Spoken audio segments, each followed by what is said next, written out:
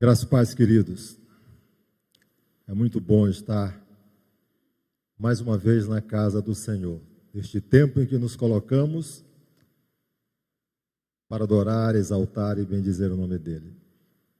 Alegres em vê-los aqui, nesta modalidade presencial, assim como alegres também porque sabemos que tem muitos irmãos acompanhando este momento através da transmissão, pelas redes sociais da igreja, os canais da igreja, e outros tantos que haverão de acessar num tempo depois, para também ser edificado por meio da palavra do Senhor. Eu quero compartilhar um texto que está na segunda carta de Paulo aos Coríntios, capítulo de número 12, apenas dos versículos 7 ao versículo de número 10, versículos 7 ao versículo de número 10, com atenção especial para os versículos 7, 8 e 9, que são os versículos que vamos utilizar aqui para a exposição deste texto bendito da palavra do Senhor. O texto nos fala assim, 2 Coríntios capítulo 12, versos de 7 a 10. E para que não me ensoberbecesse com a grandeza das revelações, foi-me posto um espinho na carne, mensageiro de Satanás, para me esbofetear, a fim de que não me exalte. Por causa disto, 3 vezes pedi ao Senhor que o afastasse de mim. Então ele me disse: a minha graça te basta, porque o poder se aperfeiçoa na fraqueza. De boa vontade, pois mais me gloriarei nas fraquezas, para que sobre mim repouse o poder de Cristo. Pelo que sinto prazer nas fraquezas, nas injúrias, nas necessidades, nas perseguições, nas angústias, por amor de Cristo, porque quando sou fraco, então é que sou forte. Louvado seja o nome do Senhor. Vamos orar mais uma vez, elevando a nossa voz ao Senhor. Bondoso Deus e Pai, nós nos alegramos, pois mais uma vez estamos na Tua presença. Esta é a igreja do Senhor. Estes são os servos, Senhor Deus, que foram comprados com preço de sangue, ali no Calvário. Agora, nos colocamos, Senhor Deus, atentos para ouvir a Tua voz, para na direção do Teu Santo Espírito poder compreender, entender, discernir e viver tudo quanto o Senhor tem para cada um de nós nesta noite. Fala o nosso coração. Oramos em nome do Senhor Jesus. Amém. Irmãos, tem um relato de um pastor norte-americano que ele estava pastoreando uma igreja no Canadá, na cidade de Hamilton, no Corado de Ontário, lá no Canadá. E ele estava, uma determinada semana, visitando um hospital, fazendo as visitas normais dentro da agenda dele. Passava, portanto, por enfermarias, por apartamentos, visitando as pessoas, orando. Existia um paciente naquele hospital que era uma ovelha dele. E na agenda dele estava certo de que eles também passaria. Esta ovelha, este servo do Senhor, ele já estava há algum tempo já internado no seu hospital, passava por um momento de dificuldade, a saúde debilitada, estava em coma já há alguns dias, e o pastor estava um tanto receoso em visitá-lo, pois não sabia exatamente como ele estaria naquele dia. Temeroso também, pois ele não estava lúcido, não poderia ouvir a palavra de Deus, a instrução que vinha do céu, mas ele estava disposto e ele foi. E ele chegou, adentrou o local onde ele estava e subitamente aquele homem, aquele servo, aquele paciente que estava no estado de coma, de repente ele despertou. Olhou para o seu pastor, reconheceu ele e falou rapidamente para ele: pastor, agora mesmo eu estive no céu. O O pastor olhou para ele, teve as suas dúvidas e perguntou para ele: como você sabe que você esteve no céu? E ele respondeu: porque lá estava Jesus. E o pastor, ainda muito cético diante daquilo que estava ouvindo dele, pois ele estava em coma, a saúde não estava boa, e de repente ele voltou, né? Aí o pastor pergunta para ele: como você sabe que esta pessoa que você viu lá no céu era Jesus? E ele responde: eu vi, pastor, as marcas nas mãos de Jesus. E o pastor, ainda muito cético, duvidando daquilo que estava acontecendo, ele pergunta para ele: então me fale, o que Jesus disse para você? E ele responde: Jesus disse: venha, eu já paguei por você. Venha, eu já paguei por você. Imediatamente, este homem faleceu. Ali naquele momento, o pastor teve a plena convicção de que tudo quanto ele estava falando era verdadeiro. Ele teve, de fato, um encontro com o Senhor.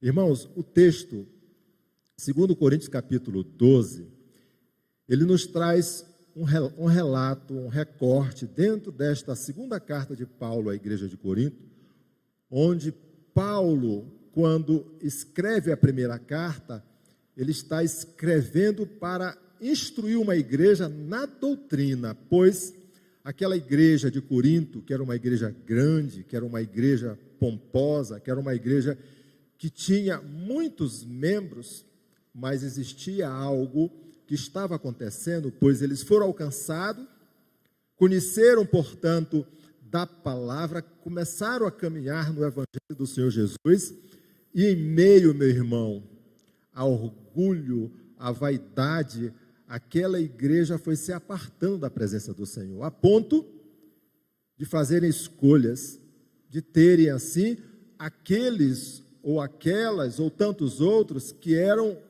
os mais apreciados.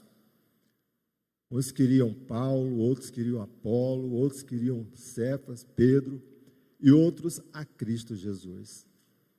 Agora, nesta segunda carta, Paulo vai defender o seu apostolado, de forma muito clara, porque o seu apostolado, o seu ministério está sendo colocado em dúvida. E o que ele não fazia antes e não fez em nenhuma das outras cartas, aqui muito ele vai colocar o nome dele em decorrência daquilo que aconteceu com ele. E no texto propriamente dito, que nós estamos trabalhando, Paulo vai falar sobre estas visões. Ele coloca, se você observar o versículo 1 do capítulo 12, ele começa a falar desta visão que ele teve. Se é necessário que me glorie, ainda que não convém, passarei as visões e revelações do Senhor. Em momento nenhum, nas outras cartas, ele faz uma abordagem como essa, mas aqui ele está defendendo o seu apostolado, pois está sendo colocado em xeque aquilo que de fato ele defende, aquilo que ele é, da forma que o Senhor o conduz. Aí ele, no versículo 2, nos fala: conheço um homem em Cristo, que há 14 anos foi arrebatado até o terceiro céu. Se no corpo ou fora do corpo, não sei, Deus o sabe. E sei que o tal homem, se no corpo ou fora do corpo, não sei, Deus o sabe, foi arrebatado ao paraíso e ouviu palavras inefáveis, as quais não é lícito ao homem referir. Este homem do qual ele está tratando é o apóstolo Paulo. É ele que foi levado, portanto, há 14 anos atrás, a uma condição para que pudesse ouvir do Senhor a instrução que ele tinha para a condução do seu povo. E agora, ele faz essa revelação. É interessante que no estado de coma, assim como o relato que o pastor lá do Canadá nos traz essa noite, nos fala algo parecido com isso.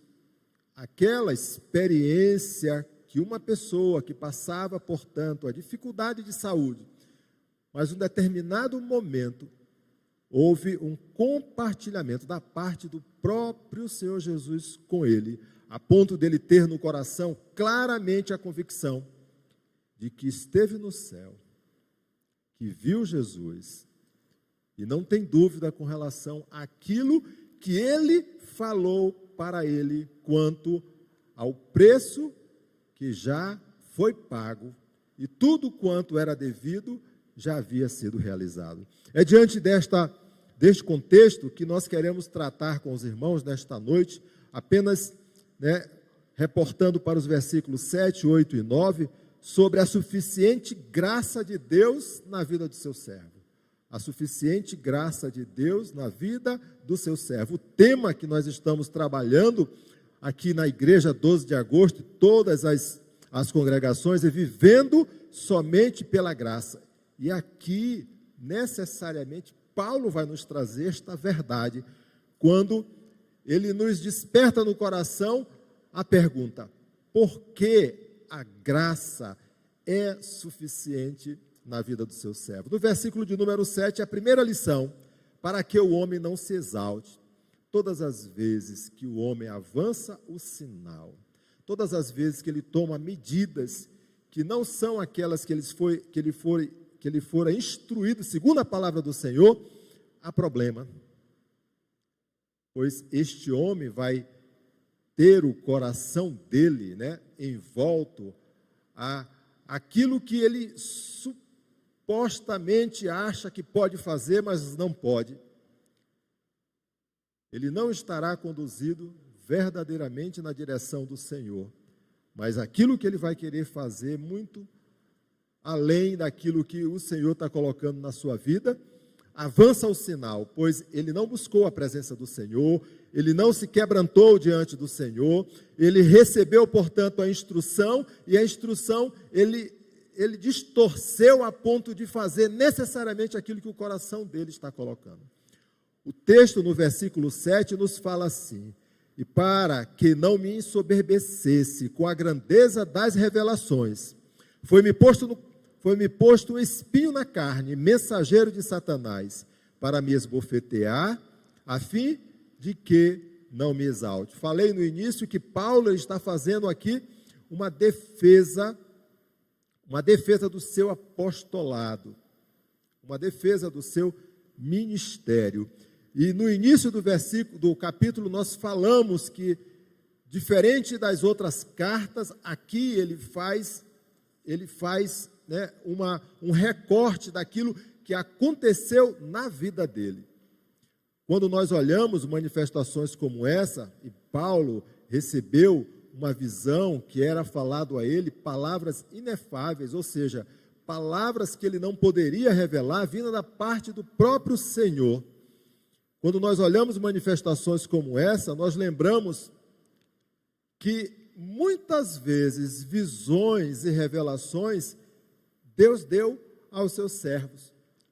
Olhando Lucas capítulo 1, versículos 11, 12 e 13, nós vamos observar a instrução que foi passado para o seu servo Zacarias, quando ele estava no turno dele, ali na adoração ao Senhor. O texto nos fala assim: e eis que lhe apareceu um anjo do Senhor em pé à direita do altar do incenso. Vendo Zacarias, turbou-se, e apoderou-se dele o temor. Disse-lhes, porém, o anjo: Zacarias, não temas, porque a tua oração foi ouvida. Isabel, tua mulher, te dará à luz um filho, a quem darás o nome de João.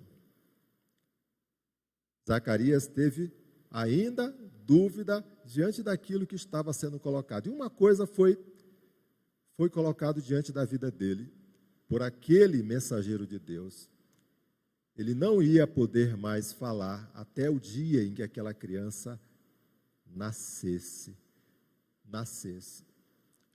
Quando nós olhamos o texto de Lucas capítulo 1 e comparamos com 2 Coríntios capítulo 12, dos versículos 7 a 10, é algo bem próximo, bem parecido.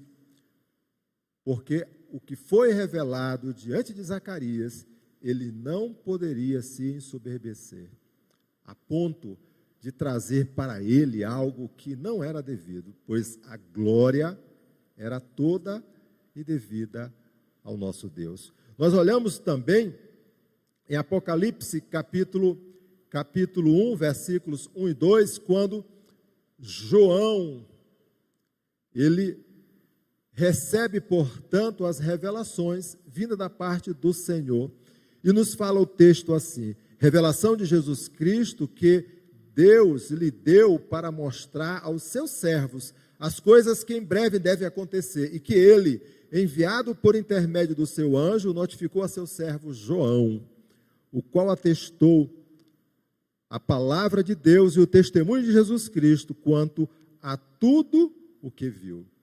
De forma muito clara, a palavra de Deus nos mostra que as visões e as revelações, elas são de Deus, e não deve o homem se exaltar com aquilo que Deus está proporcionando neste momento, pois todo crédito, tudo quanto haverá de acontecer é para a glória do nome do Senhor, a Deus e somente a Deus. Assim o texto nos fala no versículo 7, e para que não me ensoberbecesse. A revelação, ela não vem, portanto, para a exaltação do homem, não existe para orgulho ou para a vaidade do homem, mas exclusivamente para a glória do Senhor, para a exaltação do nosso Deus, mostrando ao povo, sempre mostrando ao povo a direção que devemos seguir e instruindo este povo como viver, não mais segundo o curso do nosso coração,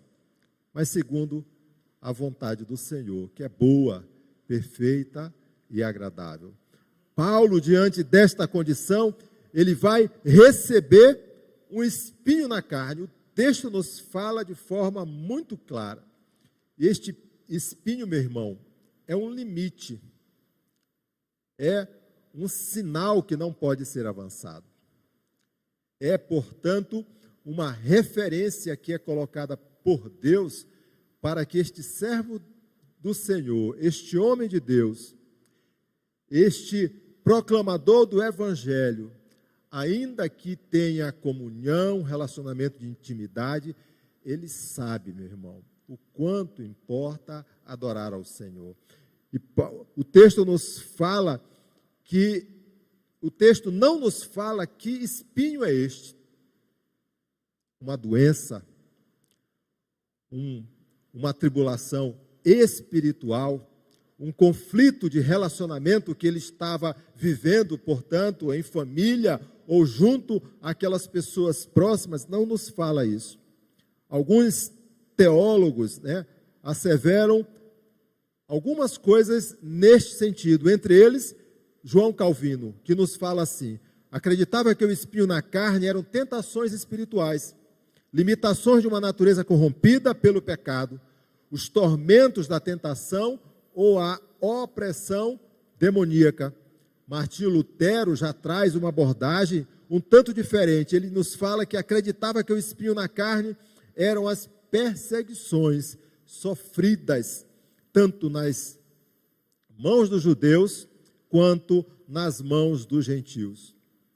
Ocorre que para a maioria dos estudiosos, teólogos, o espinho, ele deve ser interpretado literalmente, ou seja, era uma dor física, era uma limitação quanto à sua própria saúde. E já próximo de Paulo falecer, nós sabemos que a saúde dele já estava bem debilitada. Ele já não tinha mais o vigor físico e precisava de ajuda, inclusive para se locomover. O espinho na carne impediu que Paulo inchasse ou explodisse de orgulho, o pondo em seu devido lugar. O espinho, ele quebra a nossa altivez, ele esvazia toda a nossa pretensão de glória pessoal. Ele fez isso com Paulo, ele também faz isso com cada um de nós, para nós entendermos e vivermos, de fato, uma dependência plena no Senhor, descansando nele, repousando nele e confiando nele. O texto nos fala que este espinho na carne, posto na vida de Paulo, era mensageiro de Satanás. E com isso, ao tempo em que este espinho infligia sofrimento ao apóstolo, golpeando Deus, estava tratando com seu servo, tornando-o mais e mais humilde e fiel ao Senhor. Satanás, ele tinha o deleite, meu irmão, e a intenção de golpear Paulo. Mas ali estava Deus, aperfeiçoando, trazendo, portanto, este servo mais e mais para experiências a ponto de que ele pudesse ser este obreiro aprovado segundo a vontade do Senhor. A segunda lição que o texto nos traz, a suficiente graça de Deus na vida de seu servo, porque essa graça, ela é suficiente. Já vimos que ela é suficiente para que o homem não se exalte.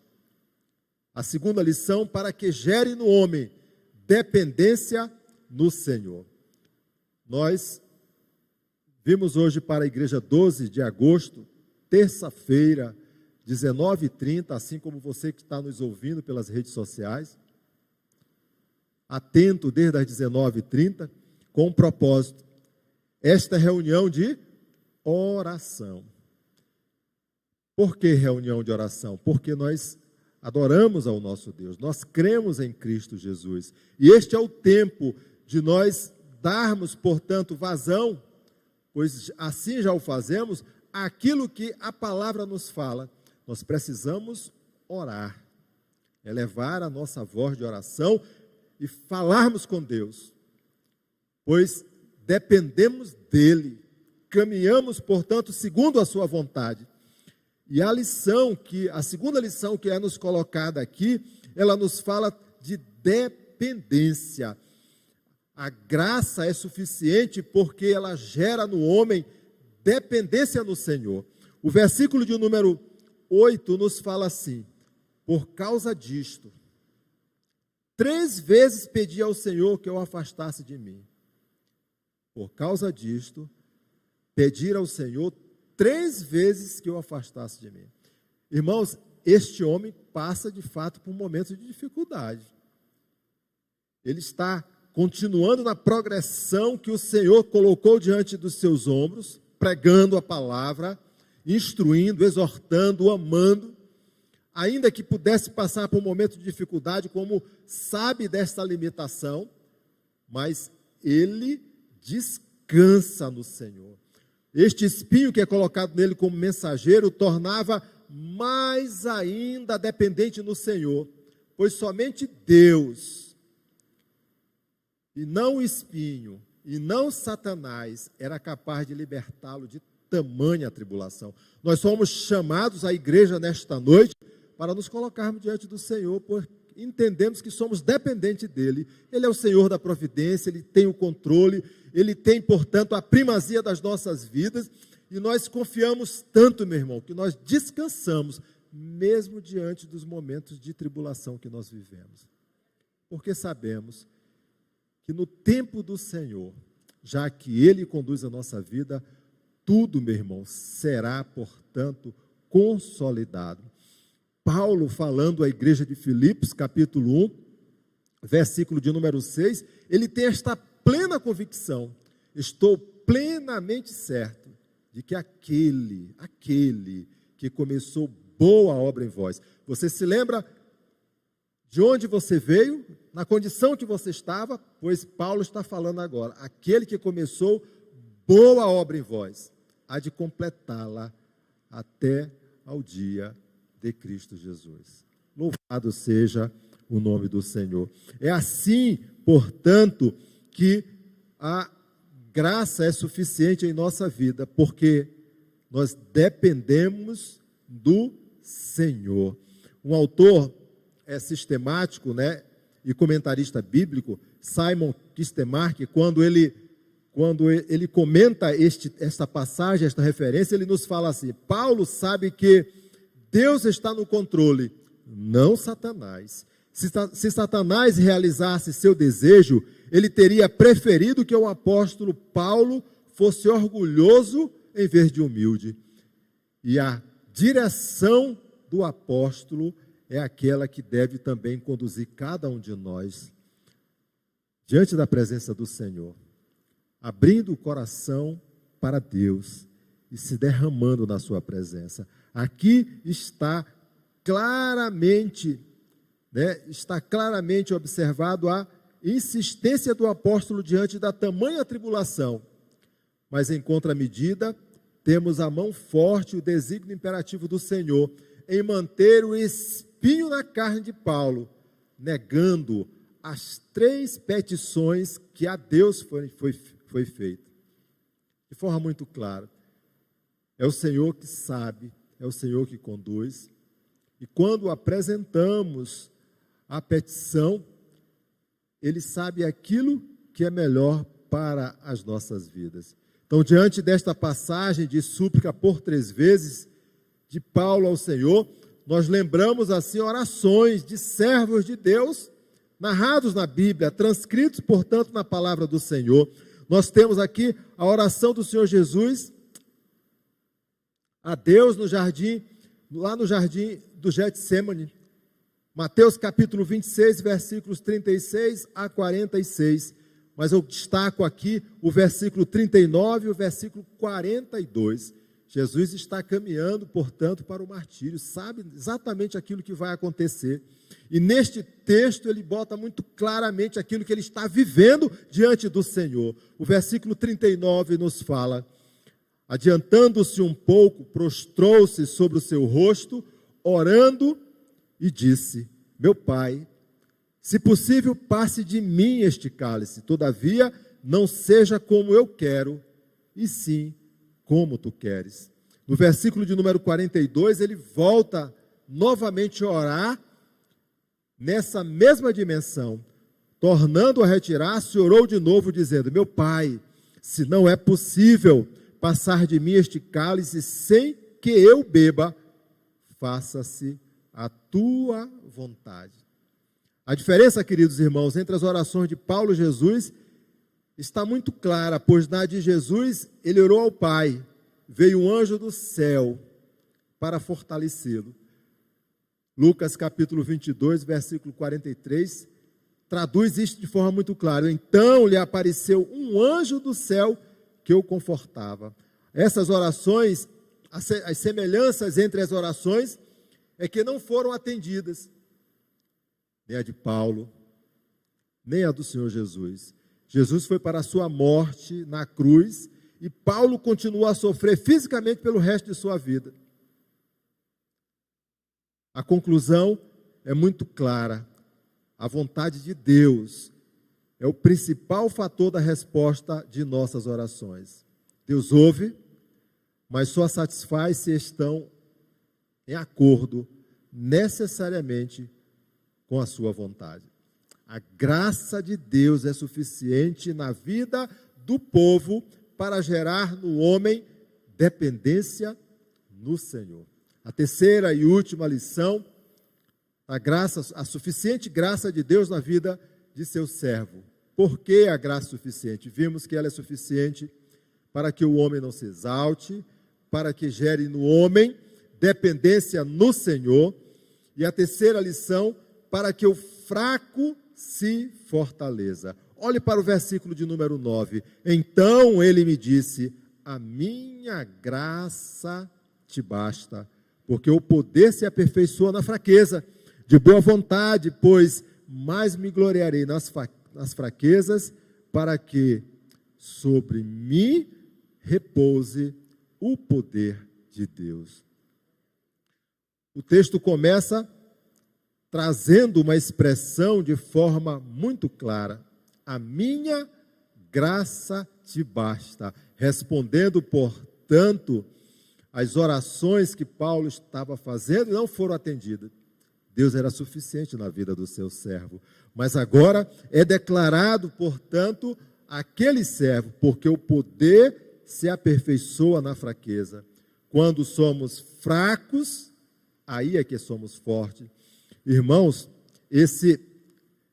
essa expressão que para muitos é tão difícil de compreender, ela nos chama de fato a atenção desse paradoxo, como quando eu sou fraco é que eu sou muito forte.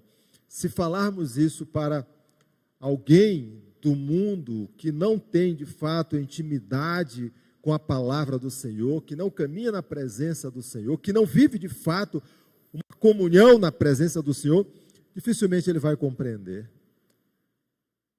Pois para o homem natural, verdadeiramente ele não consegue discernir as coisas de Deus, do Espírito. É preciso de fato ter direção do Senhor por meio do Espírito Santo.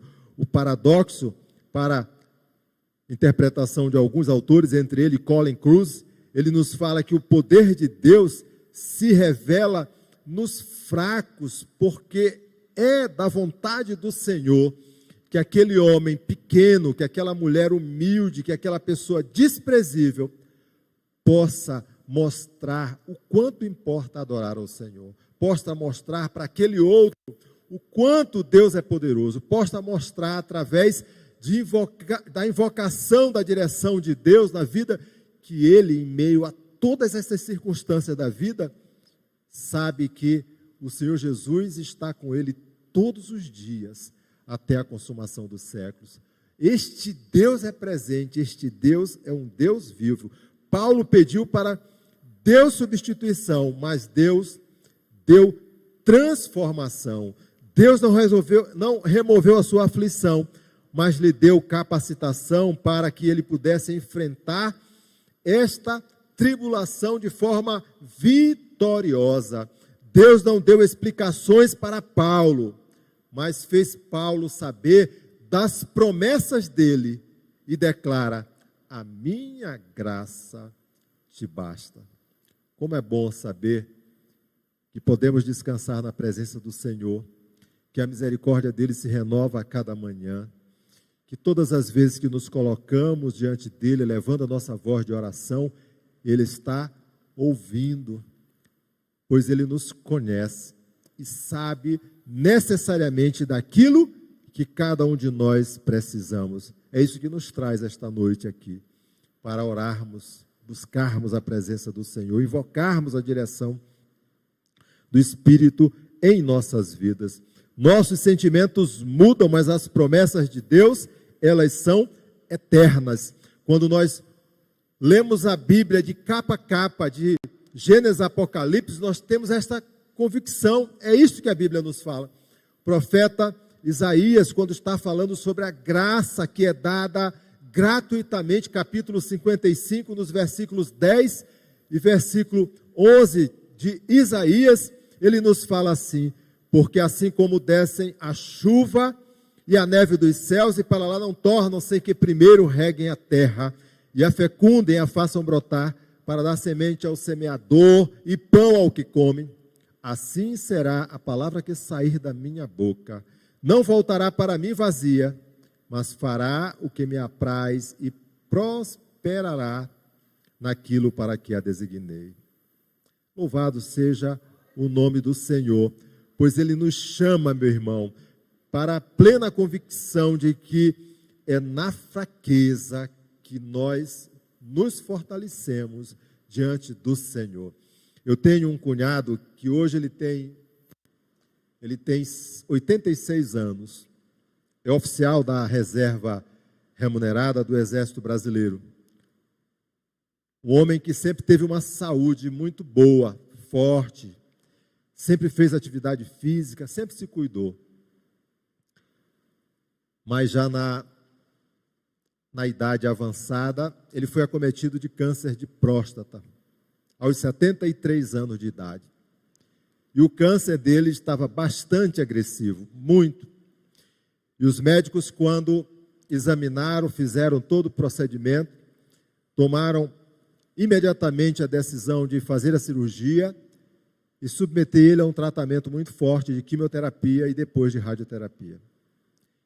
Ele fala isso com alegria no coração, que naquele primeiro dia, meu irmão, primeiro dia em que ele se dirigiu para aquele centro de oncologia para fazer a quimioterapia, e ele foi com a esposa, né, apreensivo diante daquilo que ia viver naquele momento, pois ele estava se recuperando, e os médicos estavam apreensivos com relação a esse tratamento que ele agora, a segunda etapa do tratamento que ele estava se submetendo, e ele entrou naquela sala e viu aquele quadro naquela sala com crianças, adolescentes, jovens, pessoas adultas e muitas pessoas idosas. No meio daquela sala ali, ele dobrou o joelho, elevou a voz dele a Deus com uma oração de agradecimento, pois Deus até ali, que ele estava com 73 anos, tinha o sustentado, dado vida, conduzido, e muitas vezes ele teve à beira da morte em operações feitas dentro da sua atividade profissional, e Deus o guardou, o preservou. E quando ele olhava para aquele cenário, crianças, adolescentes, pessoas muito jovens, que muitas das vezes não tinham perspectiva nenhuma mais de vida, Deus já tinha dado 73 anos de vida para ele. O texto é muito claro e nos fala que a graça é suficiente para que o fraco se fortaleça no Senhor. Que este seja o tempo de nós reconhecermos, assim como o pastor que estava reconhecendo a sua ovelha lá naquele hospital, reconhecendo que, de fato, ela teve um encontro com Jesus Cristo. De fato, ela foi lá naquele lugar, no paraíso de Deus, onde o Senhor Jesus Cristo estava, e ela descreveu tudo quanto o Senhor falou para ela. Venha, eu já paguei por você. Venha, eu já paguei por você. O preço já foi pago. Tudo já está consolidado. Que Deus nos abençoe, que Deus nos guarde, para que possamos continuar firme na fé, na presença do Senhor. Vamos orar. Obrigado, Senhor, pelo privilégio, mais uma vez, de estar na Tua casa, de meditarmos na Tua palavra e de entendermos de forma graciosa que a suficiente graça de Deus na vida de seu servo acontece para que o homem não se exalte, para que gere no homem dependência no Senhor e para que a nossa fraqueza se fortaleça no Senhor. Que assim seja, Senhor, que assim seja, que possamos, Senhor Deus, ter o coração quebrantado, o desejo da nossa vida de adorar e exaltar e bendizer o Teu nome. E tudo aquilo que haveremos de fazer seja unicamente para a glória do Teu santo e excelso nome. Abençoa, Senhor Deus, cada um dos Teus servos que se dispôs esta noite a vir à Tua igreja, a acompanhar, Senhor Deus, este momento de adoração, louvor, oração, exaltação ao Teu nome por meio das redes sociais. Toma cada um deles em Tuas mãos, as suas famílias em Tuas mãos e manifesta a Tua graça, renovando, Senhor Deus, a aliança com cada um deles, plenamente em seus corações, para que a caminhada, Senhor Deus, ainda que seja circundada por momentos de tribulação, eles possam depender do Senhor, descansar no Senhor e ter claramente no coração a convicção do quanto importa adorar o nome do Senhor Jesus. Assim nós oramos em nome do Senhor Jesus. Amém.